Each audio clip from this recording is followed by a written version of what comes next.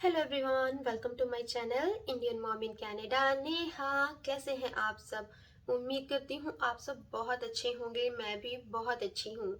तो आज की जो वीडियो है बहुत ही इम्पॉर्टेंट वीडियो है एंड बहुत ही रिक्वेस्टेड वीडियो है। तो ये वीडियो की रिक्वेस्ट मुझे बहुत सारे स्टूडेंट्स ने की है। तो मैं आपको बता देती हूँ इसका टॉपिक क्या है। उनकी रिक्वेस्ट थी कि दीदी हमें कोई ऐसी टिप्स बता दीजिए जिससे हम कनाडा में ऐसे प्रोग्राम लें स्टडीज़ के कि हम जल्दी से जल्दी पीआर ले लें। सो यस, आज की वीडियो का टॉपिक यही होने वाला है, important tips for getting fastest Canadian PR.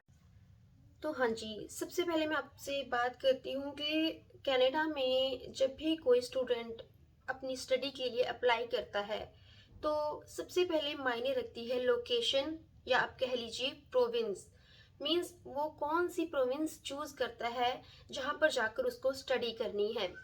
तो देखिए, स्टडी करने के लिए कनाडा में इंटरनेशनल स्टूडेंट्स के लिए डिफरेंट प्रोविंसेस में डिफरेंट डिफरेंट प्रोग्राम्स चलते हैं जो स्पेशली इंटरनेशनल स्टूडेंट्स के लिए ही होते हैं। और इन प्रोग्राम्स की रिक्वायरमेंट के अकॉर्डिंग ही आप कोर्सेज को चुन सकते हैं और उनकी ड्यूरेशन को भी चुन सकते हैं। तो मैं आपको एक एग्जांपल देकर बताती हूँ। जैसे कि देखिए, ओंटारियो में एक प्रोग्राम है जो कि इंटरनेशनल स्टूडेंट्स के लिए ही है स्पेशल। इसका नाम है एम्प्लॉयर जॉब ऑफर। इसका जो ड्यूरेशन होता है वो 2 इयर्स का ही होता है। तो देखिए, अगर 2 इयर्स हैं तो वो 2 इयर्स कॉन्टिन्यूसली होने चाहिए, उसमें कोई भी पॉज नहीं होना चाहिए।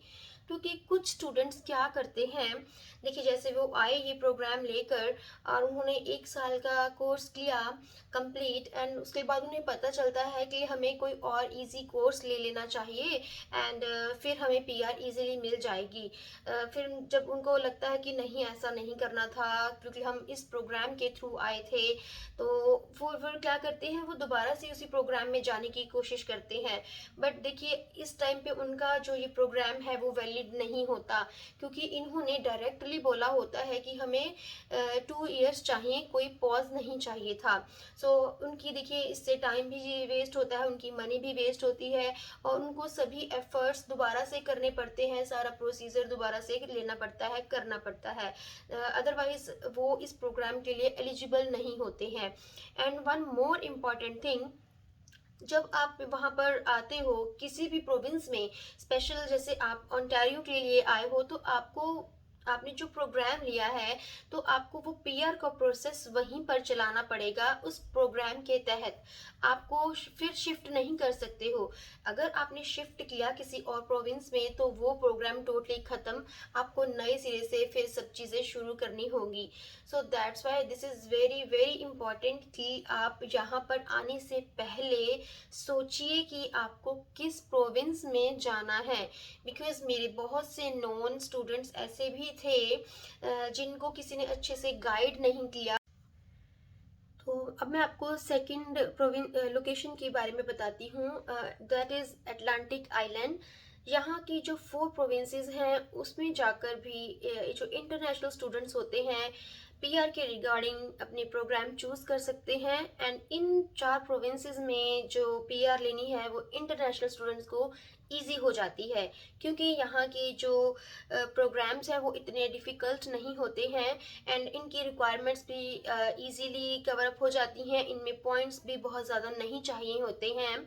सो ये जो 4 प्रोविंस हैं मैं उनके नाम आपको बता देती हूँ।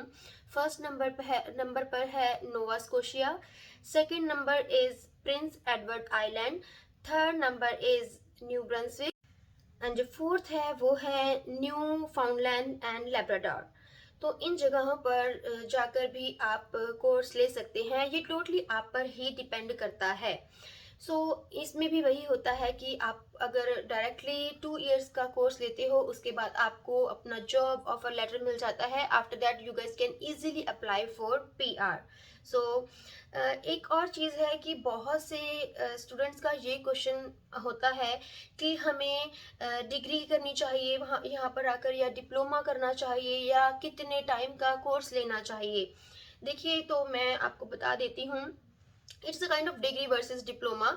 सो डिग्री में क्या होता है, आप डायरेक्टली 2 इयर्स या 3 इयर्स जितने का भी प्रोग्राम ले रहे हो, डायरेक्टली आप पीआर के लिए अप्लाई कर सकते हो। उसके बाद आपको कुछ प्रोग्राम्स ऐसे हैं जिसमें उनको कोई भी वर्क एक्सपीरियंस नहीं चाहिए होता, सो आप डायरेक्टली अप्लाई कर सकते हो।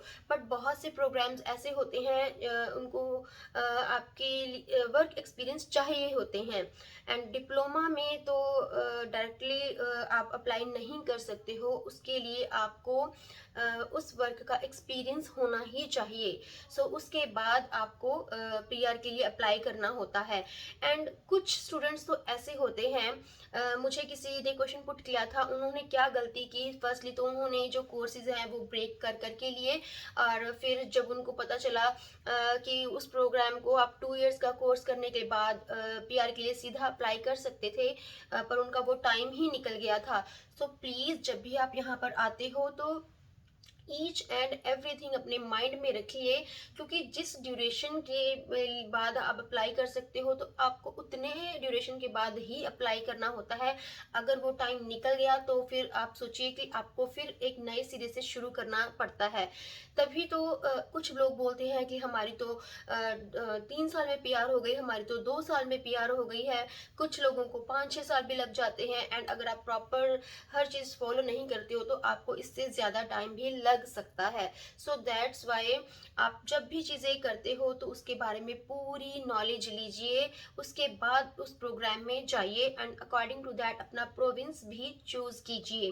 एंड द थिंग इज, कुछ लोग क्या करते हैं कि जब जैसे आपको छुट्टियां पड़ती है, प्रोग्राम्स डन हो जाते हैं या होने वाले होते हैं, आप पहले से ही पता करके रखिए कि इसकी नेक्स्ट रिक्वायरमेंट क्या होती है। तो देखिए, जब उनको एक्सपीरियंस चाहिए होता है तो इसमें उसके दौरान आपको जैसे आप जॉब कर रहे हो या आपकी छुट्टियां हैं तो आपको आइल्स की तैयारी करनी होती है। यस, आप सोचोगे कि दोबारा क्यों देना पड़ेगा, but yes, these are the requirements of that courses, right. उस प्रोग्राम की ये रिक्वायरमेंट्स होती हैं। जब आप सपोज आप इंडिया से आए हो as a international student and आप तभी आइल्स करके आए हो, एंड प्रोग्राम टू प्रोग्राम उनके बैंड्स भी डिफर करते हैं। आपके कोर्स पे डिपेंड करता है कि आप कौन से कोर्स में जा रहे हो। कुछ जो कोर्सेज होते हैं वो 6 बैंड को भी अप्रूव कर देते हैं। किसी किसी कोर्स में मिनिमम से मिनिमम 6.5 बैंड रिक्वायर्ड होते ही हैं। अदरवाइज आपको कॉलेजेस या यूनिवर्सिटी उनकी रिक्वायरमेंट के अकॉर्डिंग वो आपको नहीं एंटर करने देती हैं कॉलेज में या यूनिवर्सिटी में। सो हर चीज़ हर पर्सन के लिए, हर स्टूडेंट के लिए डिफर कर जाती है। तो दैट्स वाई वो तो आपका एक बार का कोर्स हो गया, आपको आना था कनाडा में, राइट। उसके बाद जब आप जॉब ऑफर लेटर मिल जाता है आपको, आप अप्लाई करते हो तो या वर्क एक्सपीरियंस ले रहे होते हो तो वो दोबारा से आपकी इंग्लिश स्पीकिंग वगैरह चेक करते हैं। ये एक इनका क्राइटेरिया है, आपको वो दोबारा से क्लियर करना होता है। And as far as I know that is not difficult, because जब आप 2 साल 3 साल कनाडा में एज अ स्टूडेंट रह चुके होते हो तो आपकी इंग्लिश की फ्लुएंसी अच्छी हो जाती है, तो आपके लिए वो चीज़ इजी हो जाती है, राइट। सो ये चीज़ें बहुत इंपॉर्टेंट होती हैं। कुछ लोग क्या करते हैं, बाद में आइल्स को जस्ट नेग्लेक्ट कर देते हैं, बट उनको ऐसा नहीं करना चाहिए, क्योंकि आप जब इतने सारे स्टेप्स पार करते हो तो एक भी स्टेप उसमें आपका फंस जाए या अटक जाए तो आपको सारी मेहनत दोबारा से करनी पड़ती है। इससे आपकी मनी भी वेस्ट जाती है, आपका टाइम भी वेस्ट जाता है, एंड यस आपके करियर पर भी इसका इफेक्ट पड़ता ही है। अगर देखिए, मैं मोस्टली आपको बोलती हूँ कि आपको 1 साल का कोर्स लेकर आना चाहिए। देखिए, ये उस केस में होता है कि अगर आपको मनी के रिगार्डिंग कोई भी दिक्कत है, तो आप मिनिमम से मिनिमम टाइम का कोर्स लीजिए। अपनी प्रायोरिटी रखिए कि आपको पीआर लेनी है, पीआर के बाद थोड़ा सा अर्न करिए, फिर आपको जिस भी फील्ड में जॉब करनी है, जिस फील्ड में अपना करियर बनाना है, उसके रिगार्डिंग आप अपना स्टडी को कंटिन्यू कर सकते हो। बिकॉज इंटरनेशनल स्टूडेंट्स के लिए जो स्टडी होती है वो बहुत कॉस्टली होती है, बट जब आप पीआर ले लेते हो तो आपको लाइक नॉर्मल फीस देनी होती है एंड आपको बहुत सारे बेनिफिट्स भी मिल जाते हैं आफ्टर गेटिंग पीआर। मैंने आपको बहुत ही इम्पोर्टेंट चीज़ें बताई हैं जिससे आप इजीली फास्टेस्ट वे से कनाडा की पीआर ले सकते हो as a international students. Otherwise तो देखिए, कोई बोलता है कि मैंने तो इतने में ले ली, मैंने तो उतने में ले लिया, हमारे उस रिलेटिव ने इतने में ले ली। ये सब ऐसे ही बातें होती हैं। रियल एक्चुअल सिचुएशन क्या होती है, प्रोग्राम्स कौन से होते हैं, ये हर किसी को इतनी नॉलेज नहीं होती। सो दैट्स वाई आप जो भी प्रोग्राम ले रहे हो उसकी डीपली नॉलेज लीजिए एंड गूगल पर जाकर उस प्रोग्राम को अच्छे से स्टडी कीजिए। तो आप इजीली अपनी कनाडा की PR and right the thing is, आपको सभी रूल्स एंड रेगुलेशंस अच्छे से फॉलो करने हैं। तो आपको पीआर लेने से, कनाडा की पीआर लेने से कोई नहीं रोक सकता। तो चलिए जी, ये था मेरा आज का वीडियो। अगर आपके और भी कोई क्वेश्चंस हैं तो आप मुझे कमेंट बॉक्स में पूछ सकते हैं एंड मैं मिलती हूँ अपनी नेक्स्ट वीडियो के साथ और एनी अदर ब्लॉग के साथ। Till then bye, stay happy and healthy and yes, thanks for watching.